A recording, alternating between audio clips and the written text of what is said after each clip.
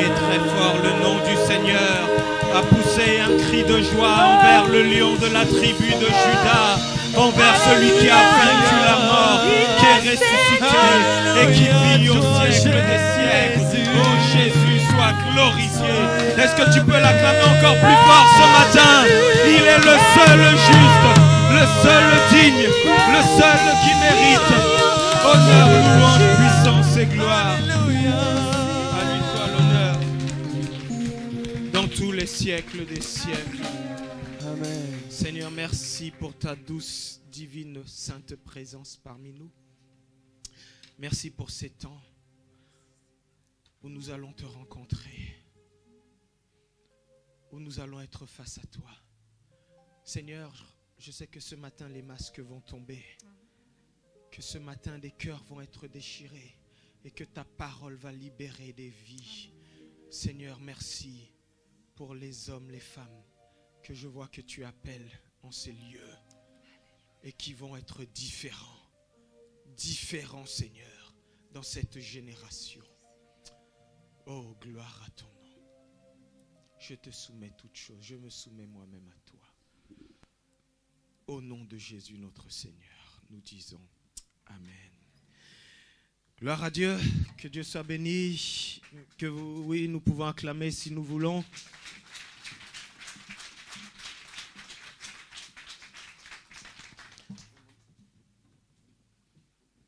Que Dieu vous bénisse.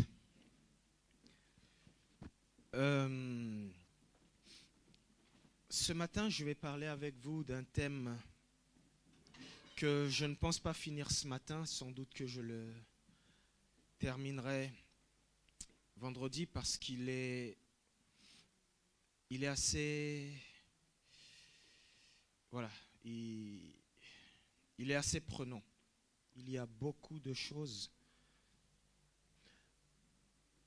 que Dieu va faire, mais pour que Dieu les fasse, il cherche des gens. Il a besoin de gens. Et c'est le thème que je veux développer avec vous ce matin, la sélection de Dieu. La sélection de Dieu. Pourquoi est-ce que Dieu choisit certaines personnes et d'autres pas? Pourquoi est-ce que Dieu travaille avec certaines personnes et d'autres pas? Pourquoi est-ce que Dieu, en ayant commencé à utiliser certaines personnes, à un moment donné, il ne les utilise plus? Je vais vous demander d'essayer d'être concentré, de limiter les mouvements. Je pense que la plupart ici, si on vous demande si vous voulez que Dieu vous utilise, certainement, vous aurez envie que Dieu le fasse. Et les 5-10 premières minutes, peut-être, je ne veux pas être trop théologique, en tout cas, j'aime pas parler comme un théologien, mais c'est un sujet qui est très controversé de la prédestination. Pour ceux qui l'ont peut-être entendu, les gens ne savent pas trop ce que c'est. La prédestination, on entend parler de ça. Baisse un peu les aigus, s'il te plaît. Et certains disent que oui, il y a des gens, Dieu les a déjà appelés, Dieu les a déjà choisis. Et en fait, quoi que l'on fasse, quoi qu'il se passe, c'est comme ça. Il y en a qui sont déjà destinés à être sauvés, il y en a déjà qui sont destinés à être perdus. Et qu'il n'y a pas besoin. En fait, c'est le choix de Dieu, c'est la prédestination, tu n'as rien à faire. C'est un manque de compréhension et tu vas nous afficher le texte Éphésiens chapitre 1 versets 3 à 5. Vous allez comprendre. Là, c'est les 5-10 premières minutes. Essayez juste de suivre. Après, je vais être très très très pratique. Éphésiens chapitre 1 versets 3 à 5. Il est dit: béni soit Dieu, le Père de notre Seigneur Jésus-Christ, qui nous a bénis de toutes sortes de bénédictions spirituelles dans les lieux célestes en Christ. En lui, Dieu nous a élus avant la fondation du monde, pour que nous soyons saints et irrépréhensibles devant lui. Nous ayons prédestinés dans son amour à être ses enfants d'adoption par Jésus-Christ, selon le bon plaisir de sa volonté. Donc,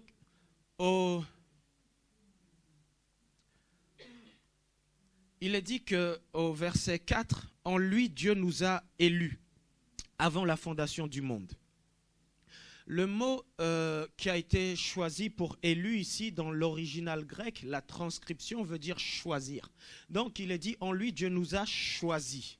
Il nous a choisis avant la fondation du monde. Ça veut dire qu'avant que Dieu ait créé le monde, il avait déjà choisi certaines personnes.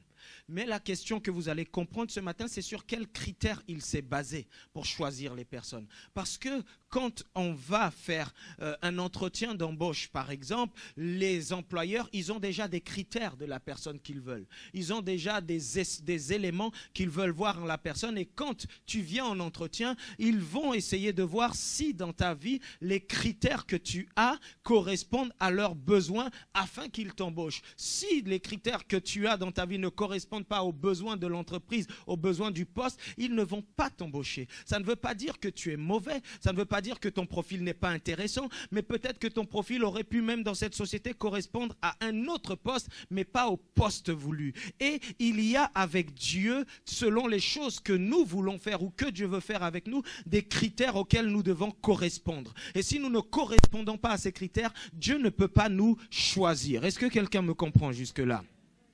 Il est dit que Dieu nous a élus, choisis avant la fondation du monde pour que nous soyons saints et irrépréhensibles devant lui, nous ayons prédestinés dans son amour à être ses enfants d'adoption. Et c'est là où au niveau théologique, ça je dis, je ne veux pas vous noyer trop là-dessus, certains gens disent oui, la prédestination, il y a des gens qui sont déjà prédestinés à être enfants de Dieu, dans le sens qu'ils n'ont rien à faire, Dieu il les a juste choisis comme ça de manière arbitraire en disant cela seront ses enfants. Ce n'est pas exactement ce que le texte décrit. Le mot prédestiné, prorizo en grec signifie décider d'avance. Dieu a décidé d'avance ceux qui, dans son amour, seront ses enfants. Est-ce que Dieu peut juste nous regarder là comme ça et dire, bon, sur 100 personnes qu'il y a là, 50, ceux-là je les destine, je les choisis, ils seront des enfants de Dieu, et 50 autres, eux, ils iront en enfer. Dieu ne choisit pas comme ça. Ce n'est pas ça la prédestination que les gens essayent d'expliquer. Vous allez comprendre. Si je ne devais parler que de la prédestination, il me faudrait prendre beaucoup de versets, de passages, mais ce n'est pas le but de mon enseignement ce matin. C'est pourquoi, même si c'est très limité, je suis convaincu que vous allez finir par comprendre pourquoi est-ce que Dieu choisit certaines personnes ou pas. Tu vas nous afficher Romains chapitre 8, versets 29 à 30. Romains 8, 29 à 30. Il est dit, car ceux qu'il a connus d'avance, il les a aussi prédestinés à être semblables à l'image de son Fils, afin que son Fils fût le premier-né entre plusieurs. Et ceux qu'il a prédestinés, il les a aussi appelés. Et ceux qu'il a appelés, il les a aussi justifiés. Et ceux qu'il a justifiés, il les a aussi glorifiés. Donc, reviens au verset 29. Il est dit que Dieu dit que ceux qu'il a connus d'avance. Le mot grec employé ici, proginosko, connu d'avance, veut dire savoir d'avance. Ceux pour qui il avait la connaissance par avance. Ça veut dire que Dieu, ceux qu'il a connus d'avance, il a connu d'avance qui? Il a connu d'avance ceux qui allaient croire. Il connaît d'avance ceux qui vont recevoir. Il connaît d'avance ceux qui vont accepter. Il connaît d'avance ceux qui sont prêts à se tourner, à se donner vers lui. Et donc ceux-là que Dieu il a connus d'avance, parce que lui, il a défini des critères. Pour être justifié, pour être sauvé, il faut croire en son Fils Jésus-Christ. Il faut le recevoir. Ça, c'est le critère que Dieu a donné. Donc, malgré qu'il y ait des milliards d'individus sur la terre, seuls ceux qui vont répondre à ce critère de repentance et d'acceptation de Christ pourront être justifiés. Et Dieu, il connaît déjà celles et ceux qui croiront.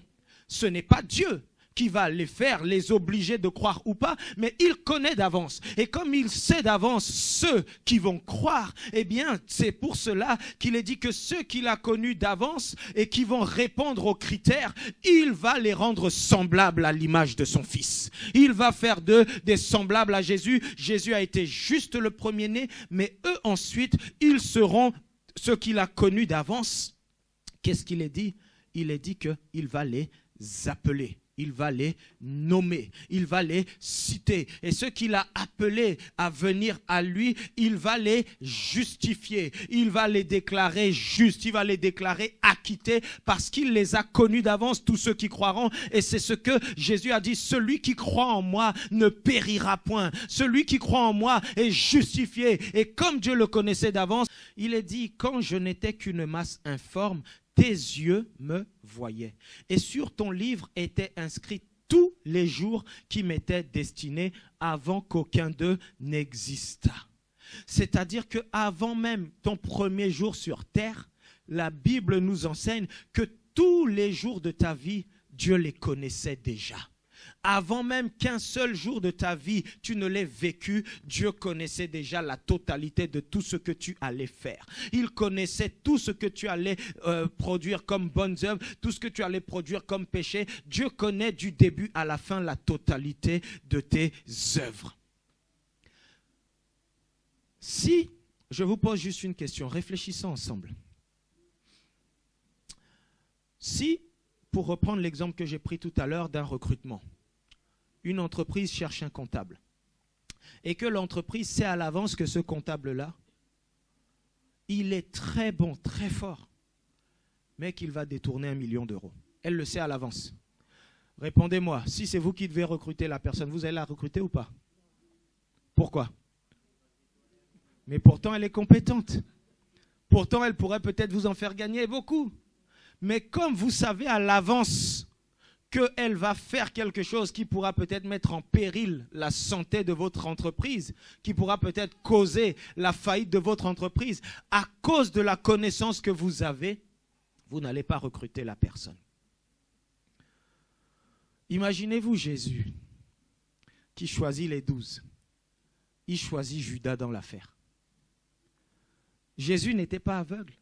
Il savait qu'il fallait qu'il soit livré.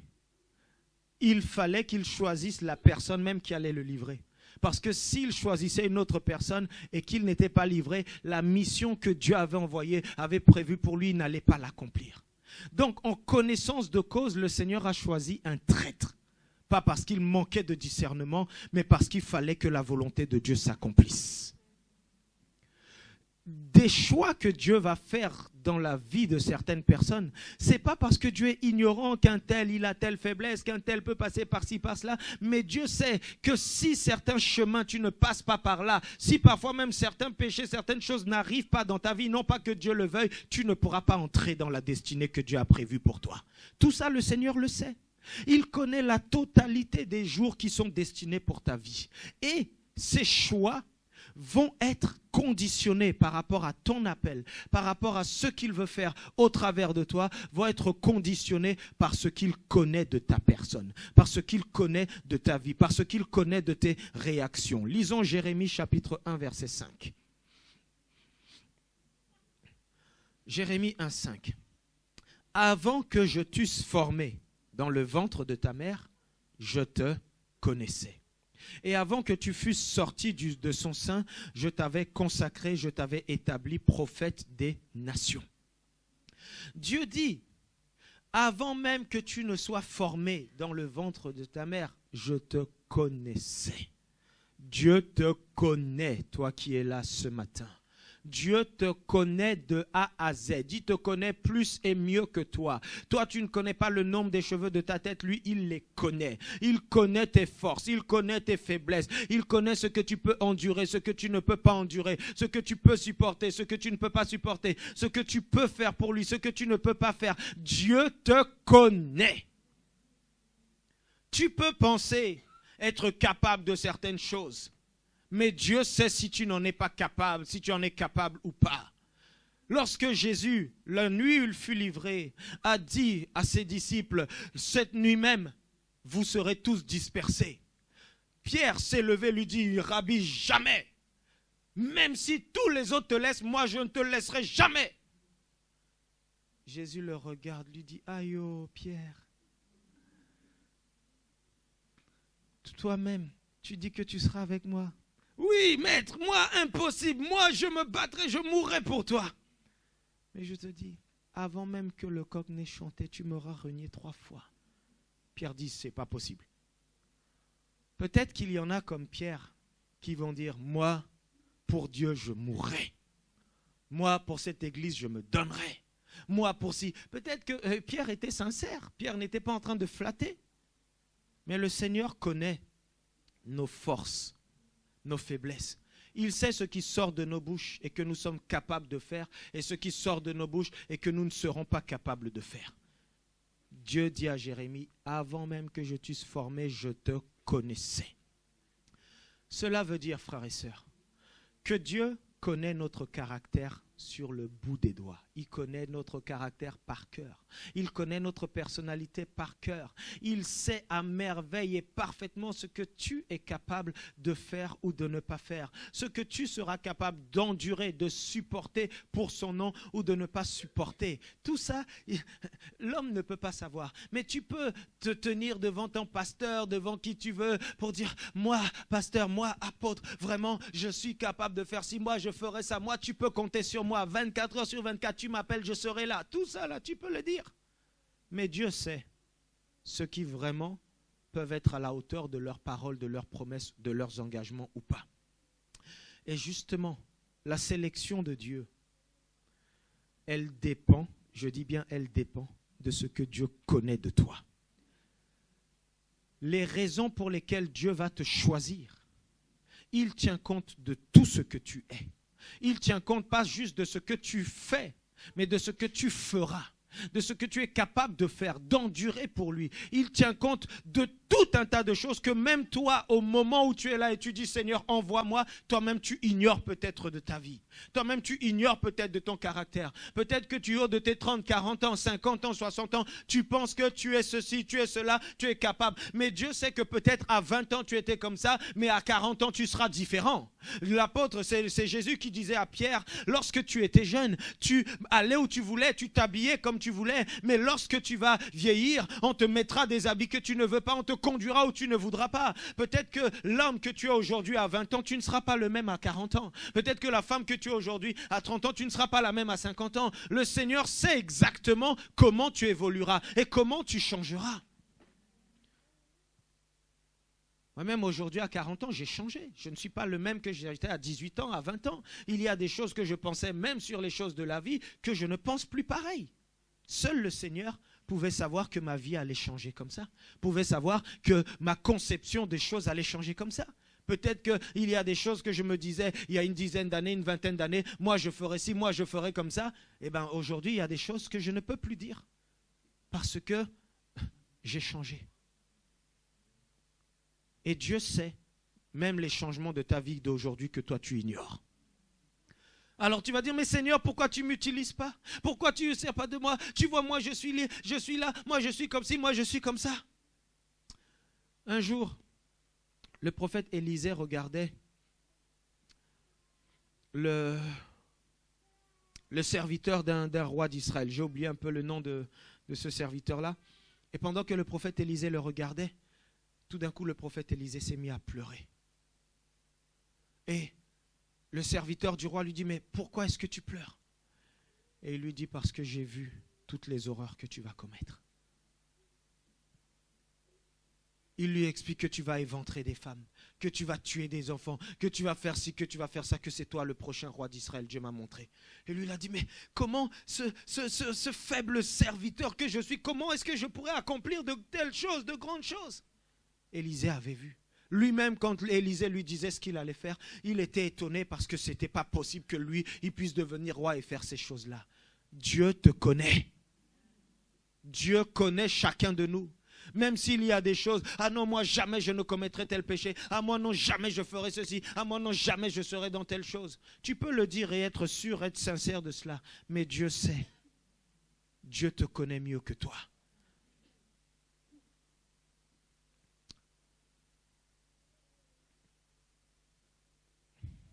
Et justement,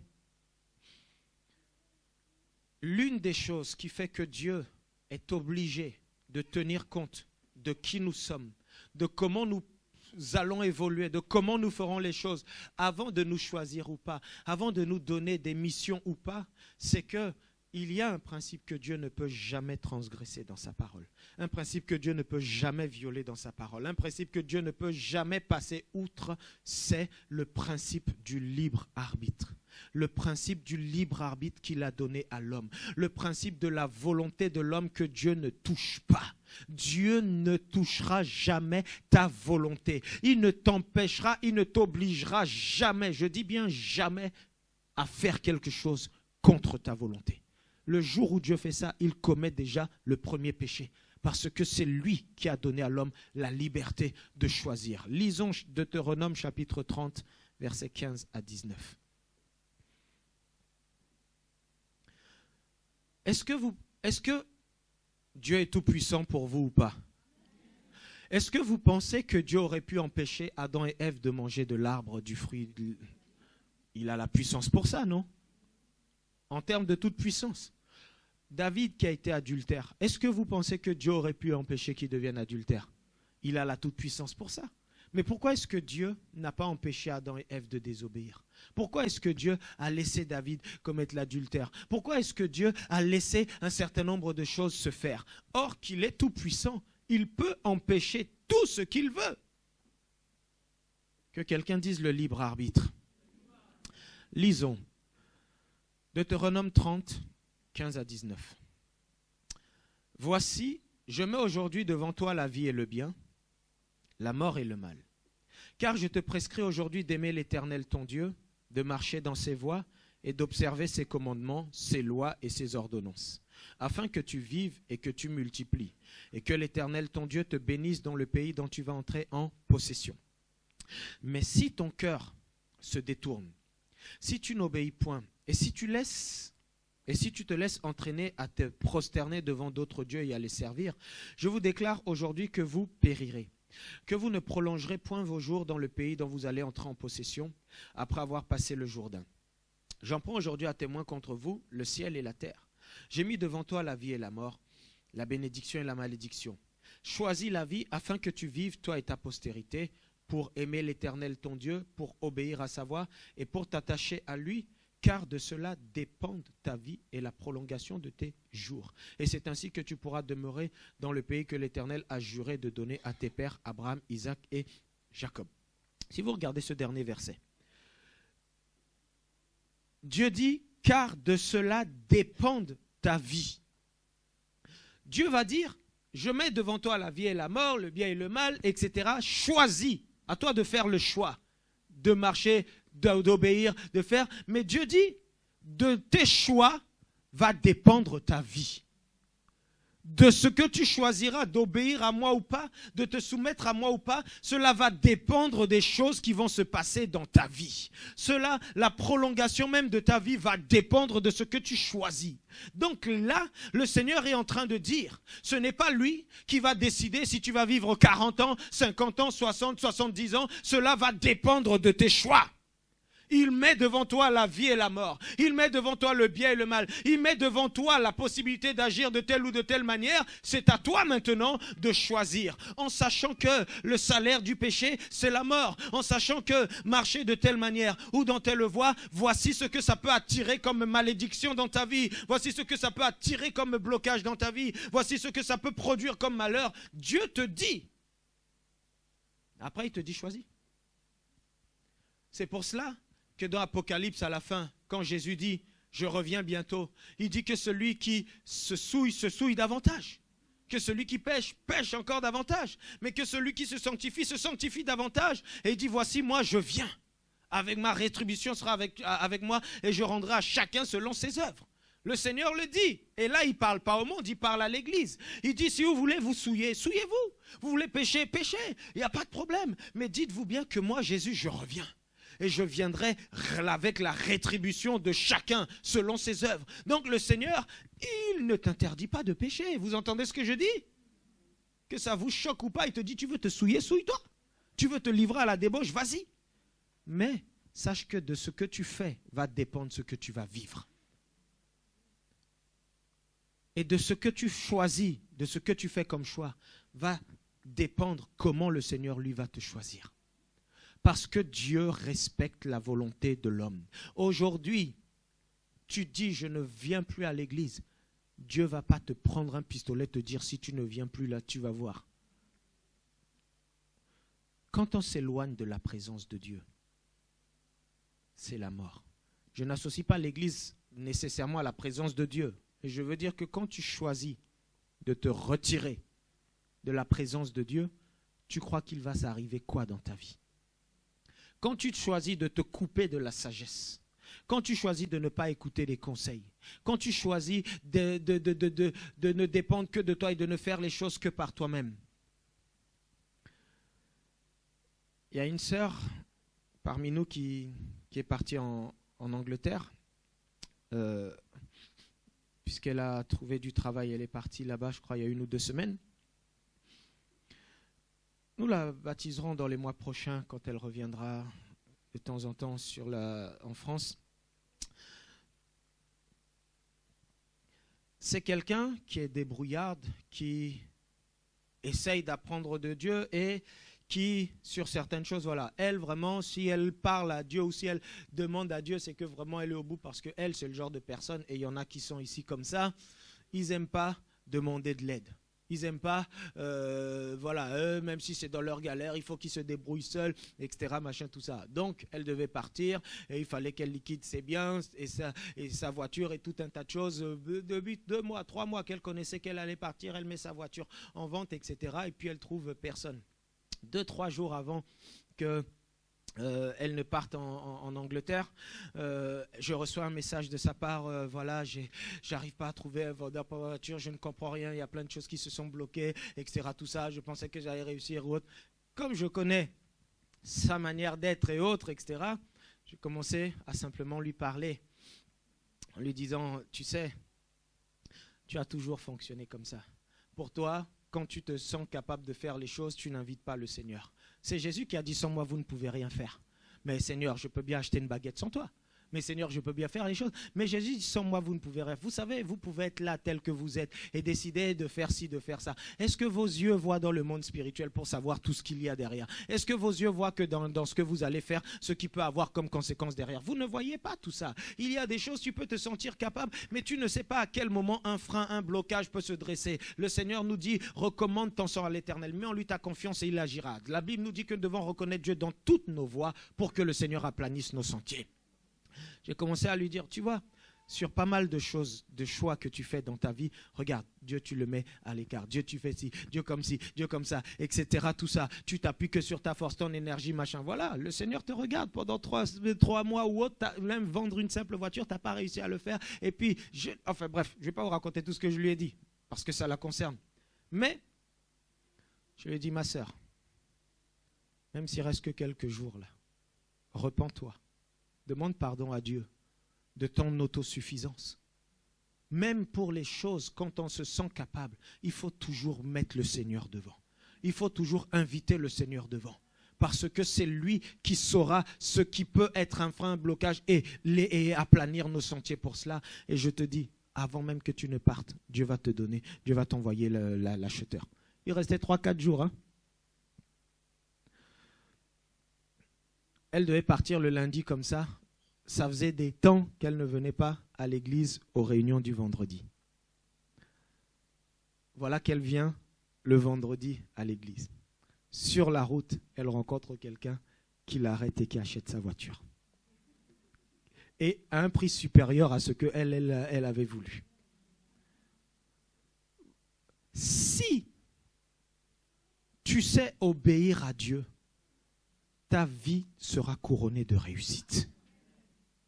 Si tu sais te soumettre à Dieu, il y a des choses, je pourrais dire beaucoup, ça c'est un exemple de plein de situations comme ça, où quand le Seigneur dit, je mets devant toi la vie et la mort, je lui ai parlé sur toutes ces choses, son absentéisme à l'église, ses manques de ceci, cela, j'ai dit, regarde, tel jour où tu n'étais pas là, regarde, si tu avais suivi tel enseignement qui a été donné, tes yeux auraient eu une connaissance qui aurait fait que tu aurais agi différemment. Mais comme tu privilégies telle ou telle chose, tu es dans l'ignorance et ton ignorance te conduit à agir comme ça. Et beaucoup parmi vous, ce n'est pas que vous n'aimez pas Dieu, mais c'est que vous êtes ignorants des principes de Dieu. Dieu a des principes, Dieu fonctionne avec des principes. Ce n'est pas toi ou moi qui va dire comment Dieu marche aujourd'hui. Dieu a des principes établis. Il a dit, pas un seul iota de sa parole ne sera ôté. Toi, tu te lèves du jour au lendemain, tu connais 2 versets, ça y est, tu connais tous les principes de Dieu, tu sais comment il faut marcher. Il suffit d'appliquer les principes de Dieu pour voir les résultats dans nos vies. Mais le problème est que Dieu nous laisse le libre arbitre. Dieu ne va jamais te forcer. Tu ne veux pas venir à l'église, tu ne veux pas prier, tu ne veux pas être en communion avec tes frères et sœurs, tu veux rester fâché, c'est ta volonté, c'est ton choix. Dieu dit ne vous mettez pas en colère jusqu'au soir. Dieu dit pardonnez-vous les uns les autres. Dieu dit humiliez-vous. Tout ça là, c'est écrit, vous l'avez lu, vous l'avez entendu. Mais vos cœurs n'obéissent pas. Vos cœurs ne se soumettent pas. Nous sommes là dans notre état, dans nos réflexions, et parfois on a des gens qui viennent nous donner des mauvais conseils et on croit que c'est ça la sagesse. Vous croyez que Dieu, il va descendre du ciel et parler à tout le monde comme ça, comme Moïse? Même aux prophètes dans la Bible, Dieu disait, vous là, tous les prophètes, je vous parle par vision, je vous parle par songe. Il n'y a qu'à Moïse que je parle comme ça. Même les prophètes dans la Bible, Moïse était à part. Et nous sommes là, ni prophètes, ni ceci, ni cela. Il faut que Dieu me parle là, que j'entende sa voix comme ça, alors là je ferai. Mais vous allez mourir. Je vous le dis. Avant même que vous ayez entendu une seule parole. Parce que quand même le Seigneur vous parle, par moi, par d'autres, quand même sa parole nous dit les choses, nous ne nous y soumettons pas. Et après, nous voulons que Dieu accomplisse monts et merveilles dans nos vies. Les amis, Dieu te dit que ta vie dépend de ce que tu vas choisir. Je mets devant toi la vie et la mort, le bien et le mal. Tu peux choisir comme tu veux. Je vais m'arrêter juste sur ce point-là pour te faire comprendre que ne viens pas accuser Dieu ou ne viens pas dire à Dieu, c'est ta faute. Parce que Dieu laisse à l'homme le libre arbitre.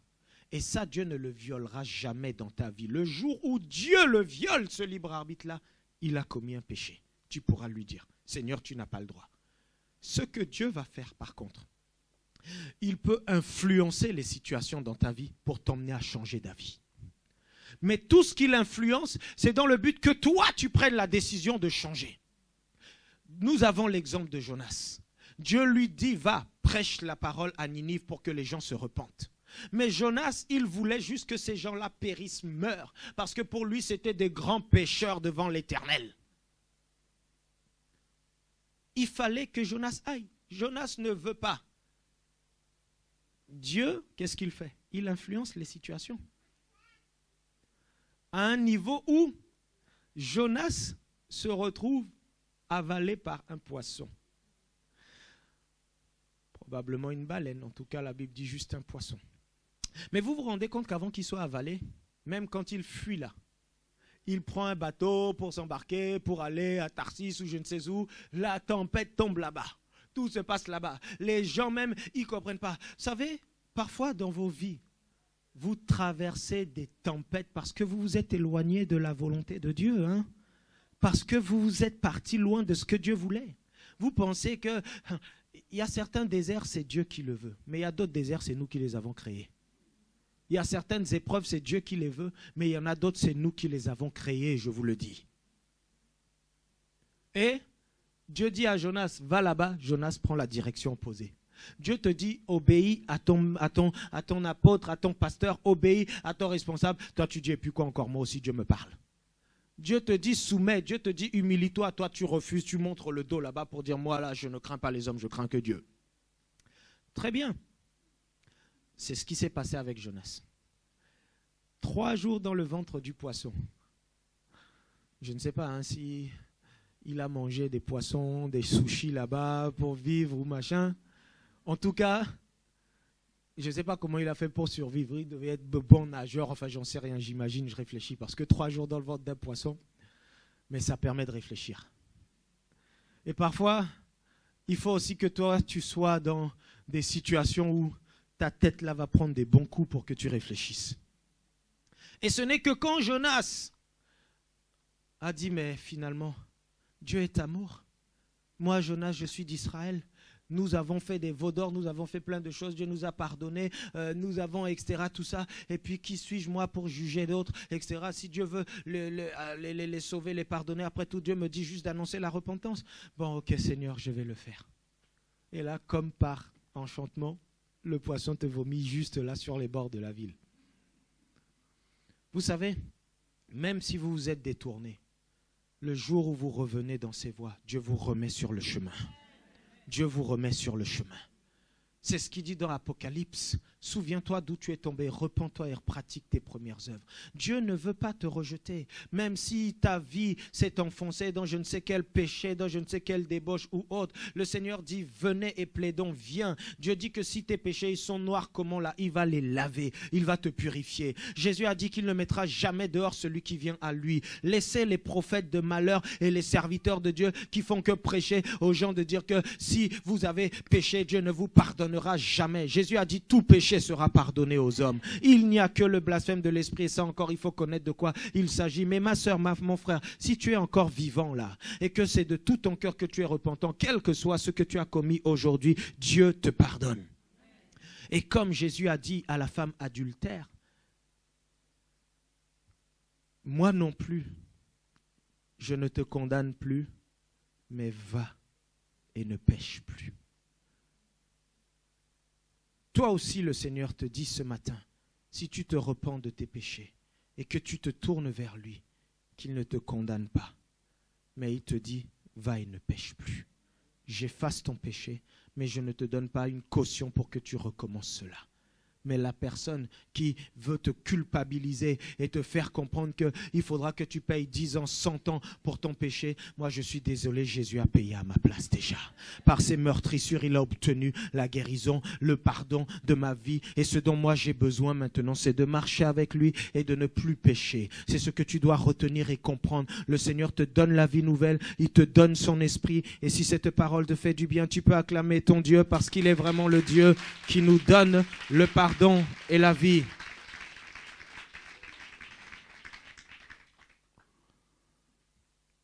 Si donc Dieu choisit quelqu'un en tenant compte de tout cela, Dieu tient compte de ton libre arbitre, il tient compte de ta volonté, il tient compte de ta capacité à obéir, il tient compte de ta capacité à te soumettre, de ta capacité à supporter les choses. Je vais prendre juste 2 exemples, mais je vais aborder que l'exemple de Moïse et je m'arrêterai là et on terminera vendredi. Pour ceux qui ne viennent pas les vendredis, il faut apprendre à venir les vendredis. Hein. Parce que l'église, si vous n'êtes que des chrétiens du dimanche, c'est pas bien. On va voir juste un exemple de ce que je vais dire au travers de la vie de Moïse. Lisons Exode chapitre 4. Verset 10, on va descendre un peu. Verset 10 à 16, mais on va descendre.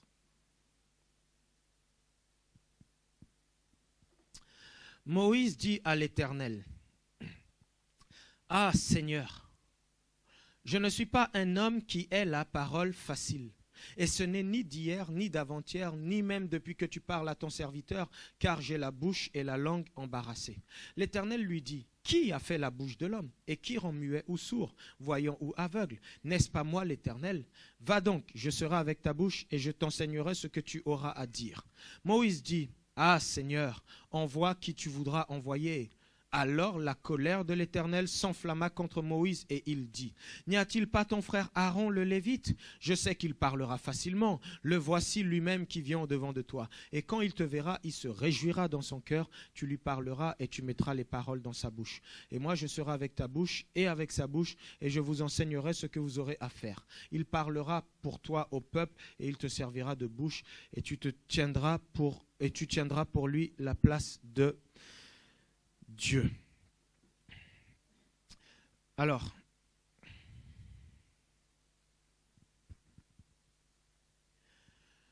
Moïse, Dieu voit Israël en Égypte en train de souffrir. Moïse s'est enfui parce qu'il avait tué un Égyptien, etc. Et tout le monde l'a su, il est parti à l'étranger, on va dire. Il n'y avait personne en Égypte, parmi le peuple d'Israël, que Dieu prenne cette personne-là pour la lever, pour délivrer ses frères, qu'il faille que Dieu aille là-bas, là, dans un pays étranger, chercher Moïse. Parfois on se dit, mais Seigneur, tu t'es trompé d'adresse ou quoi? L'Égypte, c'est en Égypte, ce n'est pas dans le pays là-bas, etc. Pourquoi est-ce que Dieu, posons-nous cette question, a dû aller chercher Moïse et ne pas prendre quelqu'un qui était là. Ensuite, quand tu t'es posé la question, voilà que Dieu se révèle à Moïse. Je suis le Dieu ceci, j'ai tout cela, etc. Dieu lui montre les signes. Jusqu'au bout, comme on l'a lu, Moïse va dire « Ah Seigneur, je ne suis pas... » C'est-à-dire tous les arguments, Dieu lui montre les signes, tout ça. Et c'est le dernier argument que Moïse dit à Dieu. Toi-même, tu vois, je suis bègue là. Pour dire une phrase, je vais passer 1 heure. Pharaon va s'endormir, il va vouloir me... voyez. Envoie quelqu'un qui parle bien. Moi, je ne peux pas. Dieu va dire à Moïse, qui a fait la bouche de l'homme? Qui rend sourd ou muet? N'est-ce pas moi l'Éternel? Donc, Dieu dit, je serai avec ta bouche et je t'enseignerai. Donc, dit, même ton problème de bégaiement, là, laisse-moi, je vais régler ça. Moïse va insister en dire, verset 13, ah Seigneur, pardon, même tout ce que tu veux là, envoie ma belle-mère, mon beau-frère, envoie qui tu veux. La Bible dit, la colère de l'Éternel s'enflamma. Sur verset 13 là. Verset 14. La colère de l'Éternel s'enflamma. Vous vous rendez compte que Moïse a rendu Dieu énervé. Dieu qui dit, je suis lent à la colère là. Ça veut dire que même ce qui est relaté là, ce n'est pas beaucoup parce que au point où Dieu se révèle, montre tous les signes, etc. Franchement, si moi déjà, un bâton devient serpent et puis je vois ça et puis tous les trucs déjà, je suis convaincu, je dis, oh là là, Dieu est avec moi. Ça va barder pour les Égyptiens. Moïse, il a vu tout ça. Il a encore l'audace de dire, Dieu, pardon, envoie qui tu veux. Là, vraiment, la moutarde est montée au nez du Seigneur. Dieu va lui dire, mais ton frère Aaron là, il n'est pas là. D'accord, comme tu ne veux pas être une bouche là, Dieu va lui dire, regardez le verset 16, Dieu dit à Moïse au sujet d'Aaron, il parlera pour toi au peuple, il te servira de bouche. Verset 16. Il te servira de bouche. C'est-à-dire que Moïse dit, moi mon problème c'est ma bouche. Dieu dit, je serai avec ta bouche. Moïse dit, je ne veux pas que tu sois avec ma bouche. Dieu dit, bon, je te donne une nouvelle bouche. Aaron sera ta bouche. Mais Dieu lui dit, ce n'est que Aaron qui sera ta bouche, mais Aaron ne peut pas être celui qui va conduire le peuple. Pourquoi est-ce que Dieu a été jusqu'à ce niveau? Il fallait absolument que ce soit Moïse, que Moïse, que Moïse, que Moïse. Il n'y avait personne d'autre pour que Dieu insiste. Moïse même, il dit, j'en veux pas là. Même si tu me payes 1 million par mois, j'en veux pas. Mais Dieu insiste, il faut que ce soit toi. Frères et sœurs, il n'y avait personne en Israël comme Moïse qui pouvait supporter tout ce que Moïse allait supporter.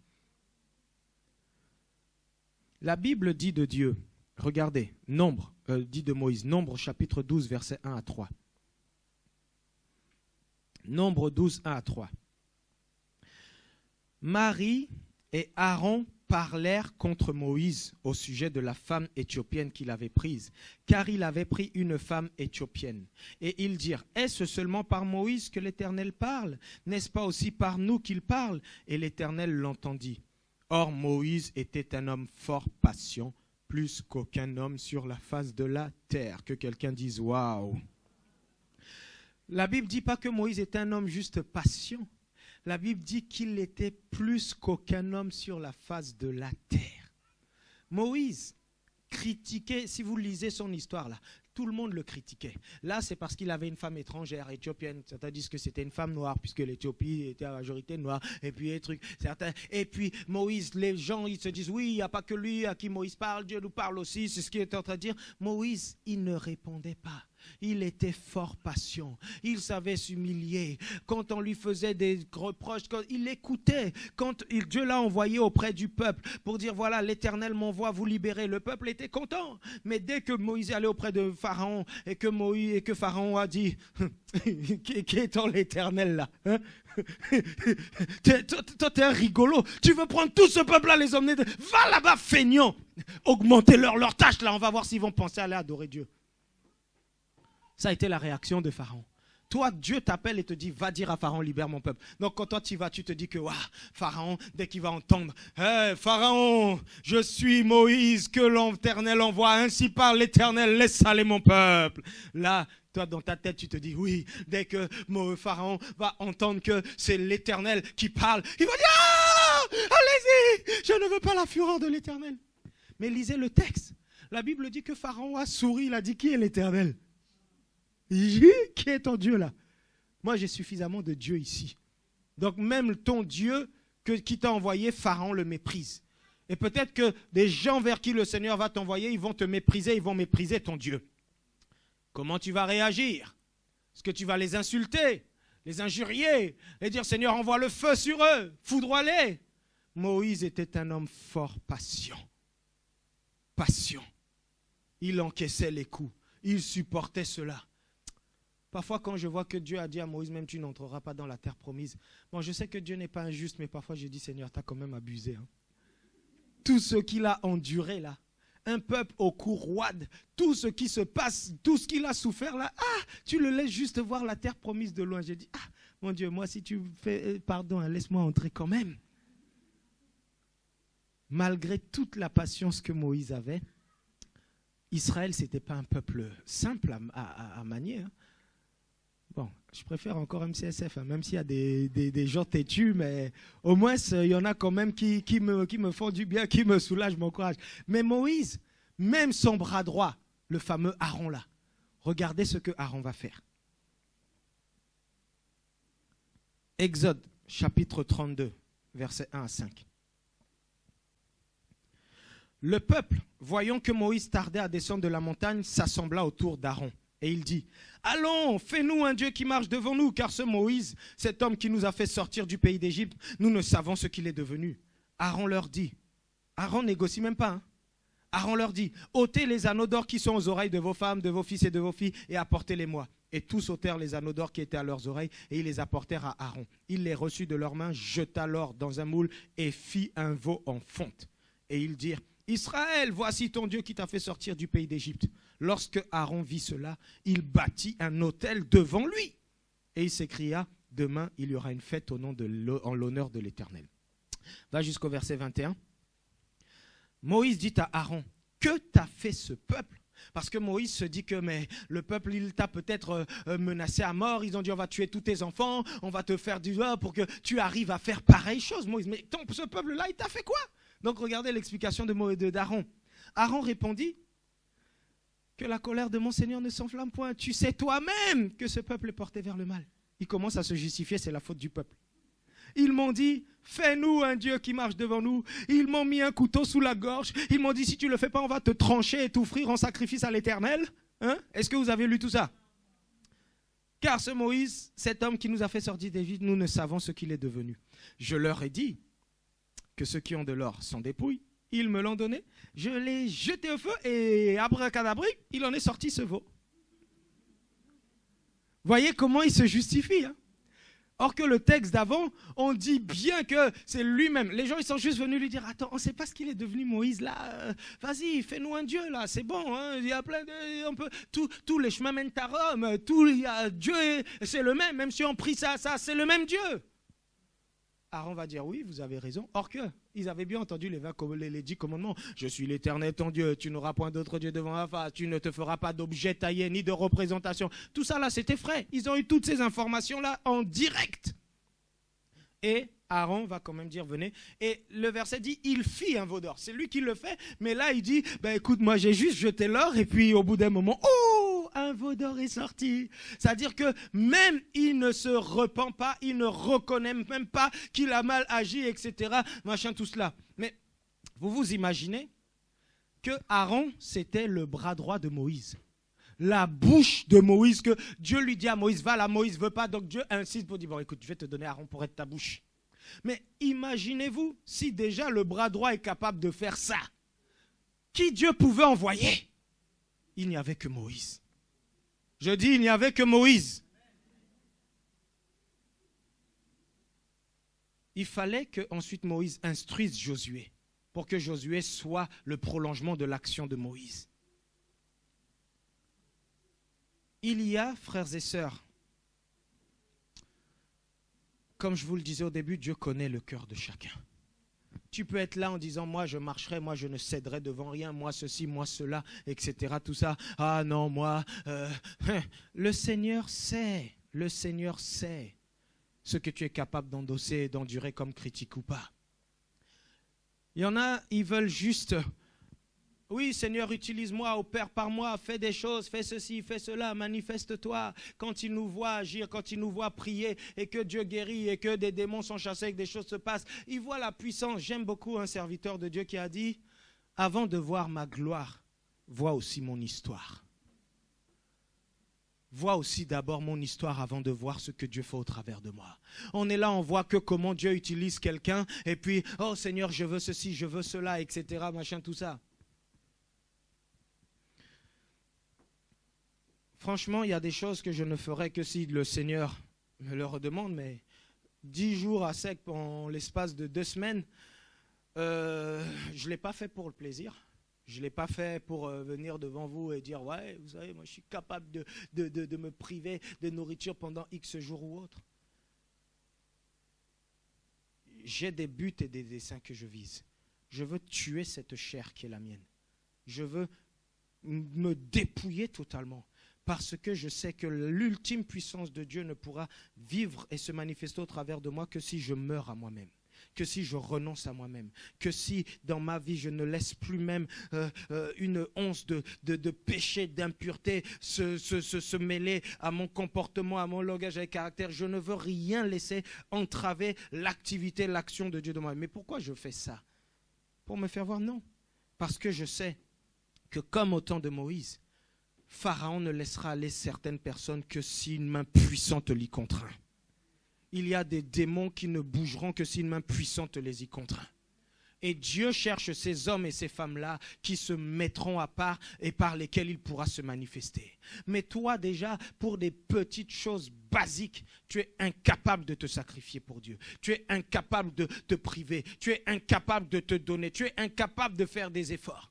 Jésus, tout le temps, il était dans le temple, il nous enseigne, c'est la maison de mon Père, il faut que je m'en occupe, il faut que je prenne soin. Toi, enfant de Dieu, depuis X temps, tu parles de faire de grandes choses, mais c'est juste parce qu'aujourd'hui, il y a les Facebook, YouTube, que vous voyez plein de gens qui se lèvent pasteurs, qui se lèvent prophètes, qui se lèvent ceci, qui prennent la parole, qui exhortent les gens, mais ils n'ont rien fait dans leur vie qui démontre leur solidité au Seigneur. Ils n'ont jamais été, peut-être dès le début, dans la boue, dans la galère. Moi, j'ai traversé dans mon pays la guerre, où il y avait des couvre-feux, où il fallait quand même sortir même la boule au ventre, aller tenir des réunions, où il fallait prier avec les gens, il fallait aller visiter des gens dans les hôpitaux, il fallait souffrir. J'ai pris des œuvres qui étaient de rien et avec la force et la grâce du Seigneur, il a fallu travailler.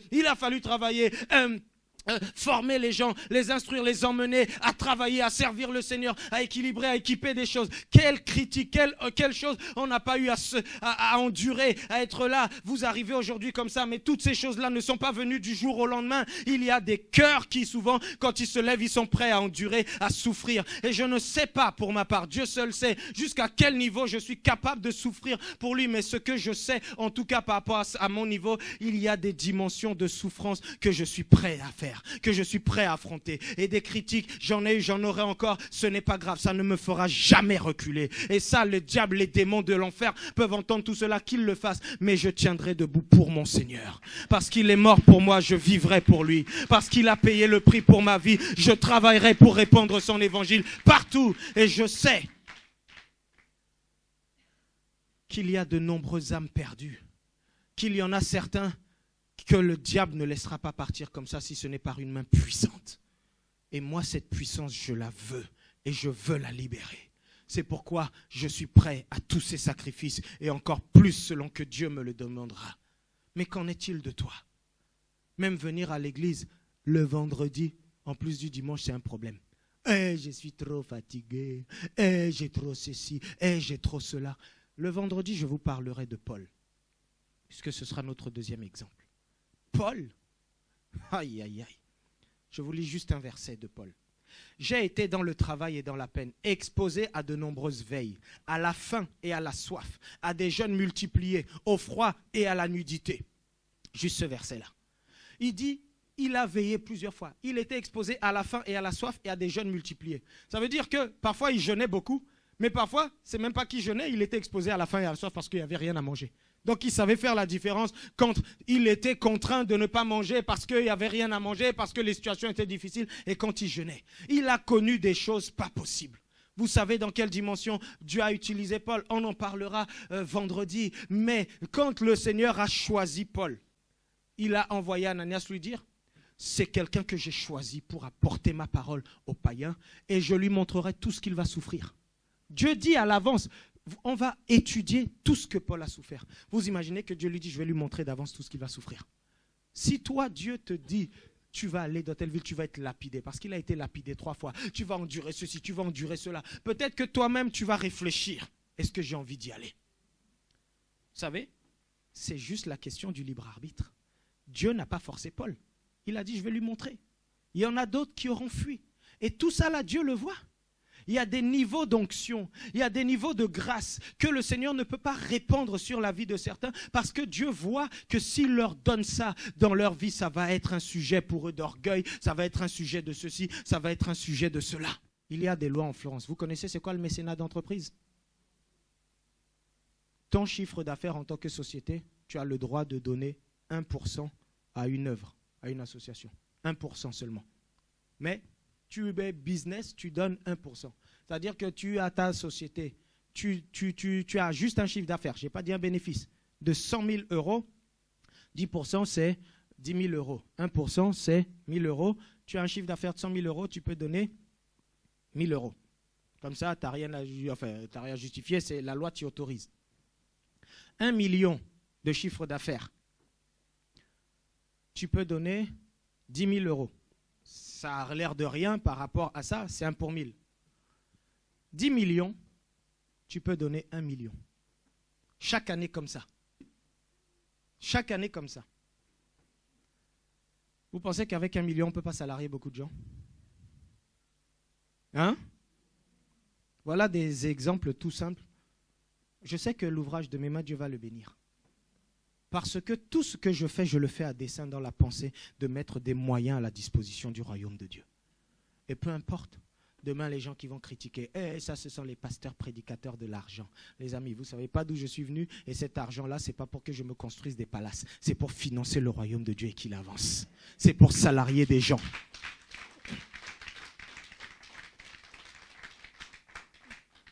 Mais tout ça, frères et sœurs, je pourrais vous dire encore beaucoup d'autres choses.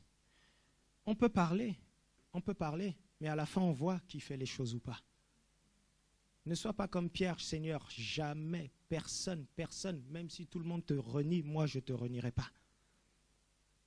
Dieu connaît ce que tu es capable de faire ou pas. Je n'ai parlé que de la moitié du message. La conclusion, vous ne la connaissez pas encore. On se retrouvera vendredi, je vais vous inviter à vous lever. Mais si tu veux que Dieu te choisisse, parce que la sélection de Dieu dépend de toi, et c'est ce que vous comprendrez vendredi, la manière à laquelle tu vas choisir ou pas de te mettre à son service, à sa disposition, déterminera comment lui, Dieu, te servira.